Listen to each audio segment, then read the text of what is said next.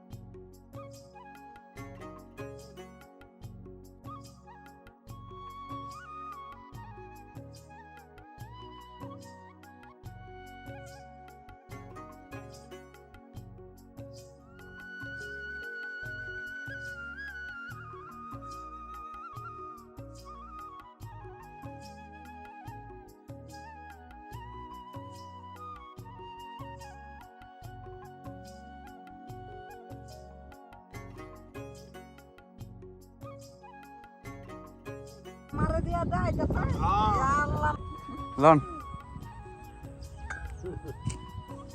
উড়ে সাথে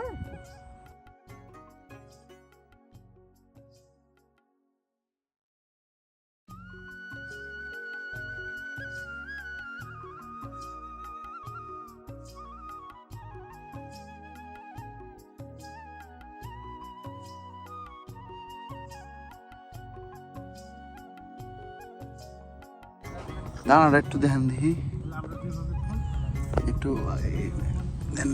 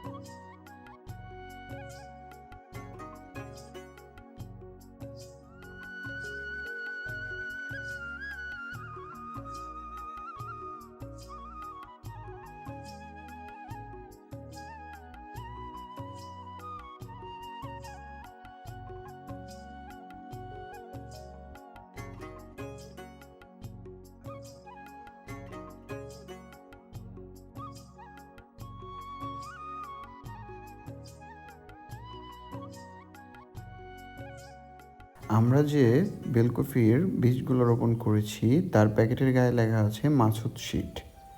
এটি একটি উন্নত জাতের বীজ যা 65 দিনেই আশানুরূপণ ফলন দিয়ে থাকে।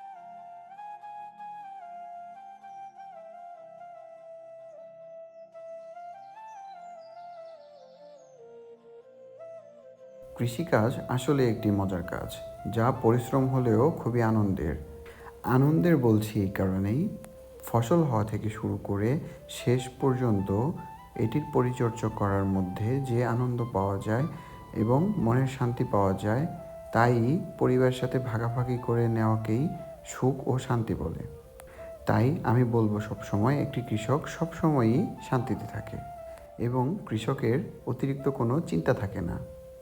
ফসল ভালো হলে তো ভালোই, আর খারাপ হলেও ভালো, কারণ হলো পরিশ্রমের পর খুব ঘুম পায়। শান্তিতে ঘুমানোর মধ্যে খুবই মজা, যা মানুষ কোটি কোটি টাকা ইনকাম করেও পায় না। এই আনন্দ বলে বোঝানোর মতো নয়। সেজন্যই আমি কৃষিকাজটাকে আমার সুখ শান্তি হিসেবে বেছে নিয়েছি এবং ভ্লগিং করে আপনাদের সাথে শেয়ার করাটাকেও আমার সুখ শান্তি হিসেবে বেছে নিয়েছি।